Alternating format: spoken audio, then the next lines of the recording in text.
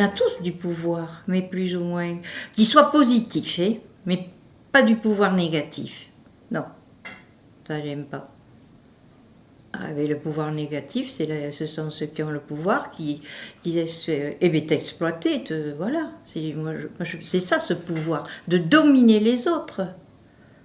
Plutôt, tu vois, je dirais la volonté. Oui, mais c'est pas, oui, un pouvoir.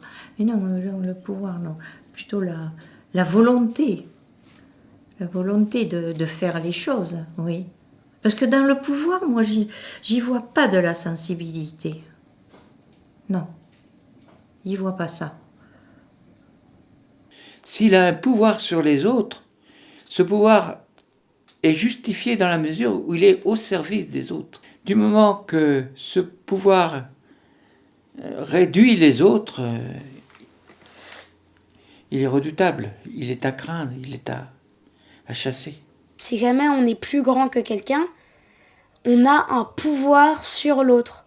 Et en fait, il y a certaines personnes qui n'ont pas d'empathie, qui ne pensent pas « est-ce que j'aimerais si j'étais dans ses yeux et que j'aurais exactement un grand qui viendrait vers moi pour faire ça ?» Exactement pareil avec les animaux. Un chat, par exemple, peut avoir très peur d'un grand humain qui lui fait peur et il ne se demande pas ce qui arriverait s'il était dans les yeux du chat, s'il avait de l'empathie pour le chat. Mais après, ce qui est plus intéressant, c'est est-ce que si j'ai de l'empathie pour une personne, est-ce que si jamais elle se libère et que moi aussi et que par exemple elle arrive à me battre, est-ce qu'elle aura à son tour de l'empathie pour moi parce que j'en ai eu pour elle? Le pouvoir d'agir, c'est aussi agir, mais sur des êtres égaux à toi. Ça veut dire que même si on n'est pas pareil de visage, de force, d'intelligence, de forme, ça veut dire que même, on est des êtres, pas l'un supérieur à l'autre. Par exemple, si moi je suis fort en maths et que je suis égal aux autres, ça veut pas dire que les autres sont forts en maths. Ils peuvent être forts en autre chose.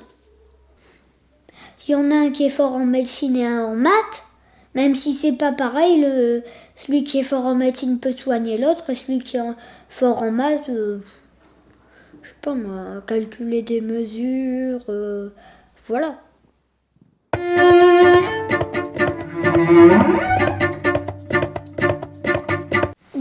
Par exemple, moi je vais avoir quand même de la liberté, mais c'est le synonyme en fait. Pouvoir d'agir et liberté? Oui. Ah ouais, c'est pas mal ça. Le pouvoir d'agir, ça s'appelle liberté. Hein.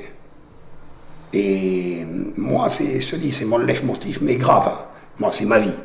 Mais je me suis battu pour la liberté très souvent, avec, pas semblant, hein, sur des vrais problèmes, où ma liberté était en jeu. Et j'ai réussi parce que, justement, j'étais battant en ce sens. Si tu t'entreprends quelque chose, si tu n'y crois pas, c'est pas la peine. Il faut y croire. Hein. Ah ouais.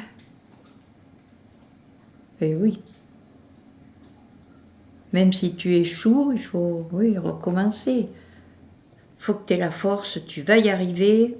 Et c'est au quotidien que je pense ça. Voilà. Mais bon, en attendant, oui, il y a des fois, les jours passent, oui. Mais si, c'est un peu en dents de scie. Et après, ça y est, tu repars. Il suffit d'un rayon de soleil, il suffit d'un voisin qui vient te voir. Allez, ça y est, c'est reparti, tu vois.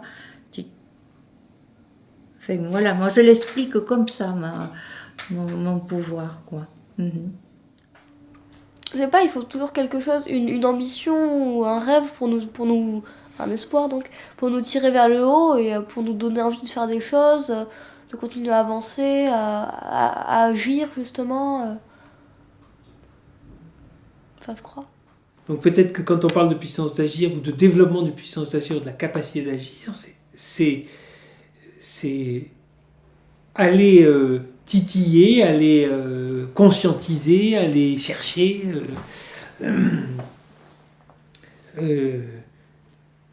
cette conscience de ce qu'on veut, de ce qui reste, de ce qui est désirable, et étendre le domaine du désirable. On a un peu de puissance d'agir, on s'y met, et là on en a un peu plus.